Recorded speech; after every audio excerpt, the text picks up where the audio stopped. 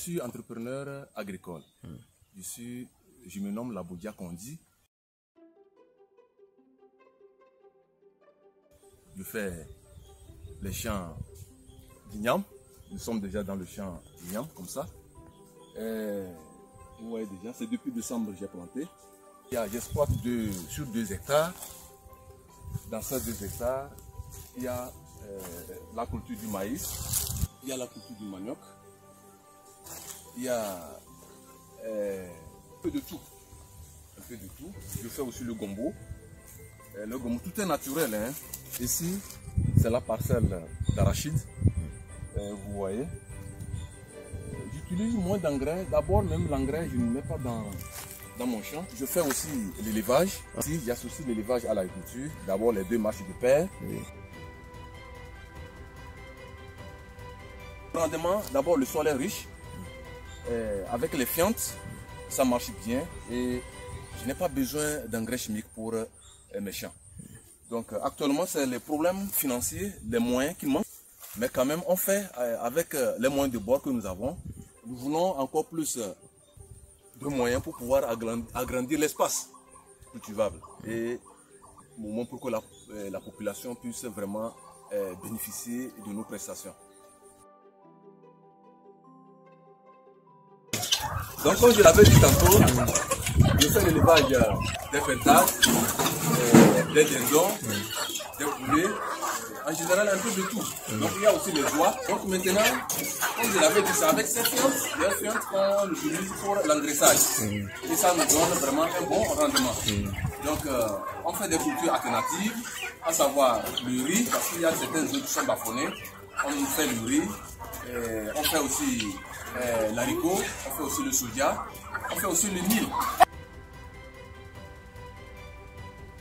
Donc quand je suppose que vous allez déplacer l'élevage aussi vers la ferme, oui, si, pour faire un tout quoi. Oui, on doit déplacer l'élevage vers la ferme, mais il faut des moyens financiers pour pouvoir vraiment agrandir l'entreprise. C'est les fientes là, j'ai cherché comme ça, et on ramasse au fur et à mesure. Vous voyez, c'est ça. Moi, ça me fait plaisir de tenir ça. Je suis tellement fier. D'autres ne peuvent pas. Ça disons, c'est comme ça sent. Okay. L'odeur. Mais moi, je suis tellement fier dans mon domaine. C'est ça. Vous voyez, c'est ça aussi. J'ai mis ça ici. Vous voyez, c'est les fientes là qui sont ici. Donc, c'est ça. Je n'ai pas besoin d'engrais chimiques. Avec un coup de pouce, vous allez vraiment agrandir. Avec un coup de pouce, je vais agrandir vraiment la surface, que ça soit tellement bien.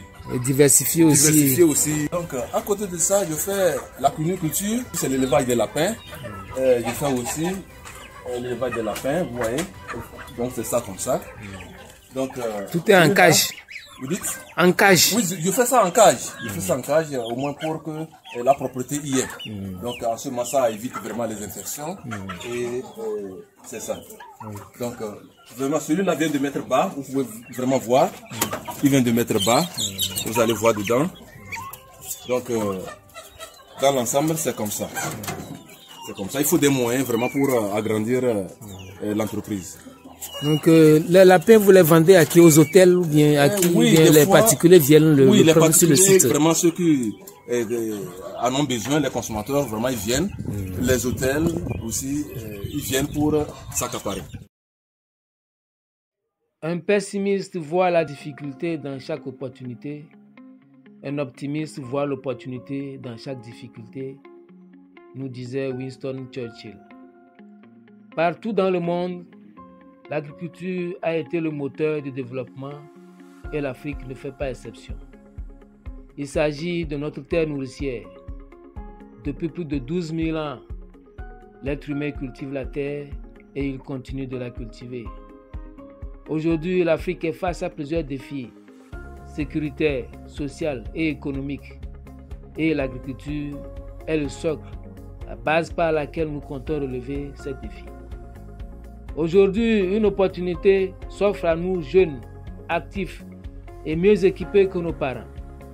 De l'Internet à la mécanisation et aux nouvelles techniques culturelles, l'agriculture n'est plus de la mer à boire, mais plutôt une opportunité à saisir, une opportunité pour créer des emplois, une opportunité pour garantir notre souveraineté et sécurité alimentaire, car l'Afrique en a besoin.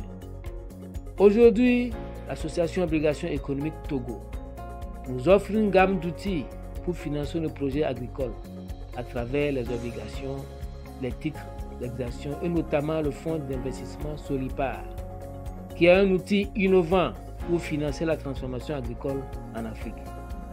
L'association Obligation économique Togo restructure votre entreprise agricole et l'accompagne jusqu'à maturité.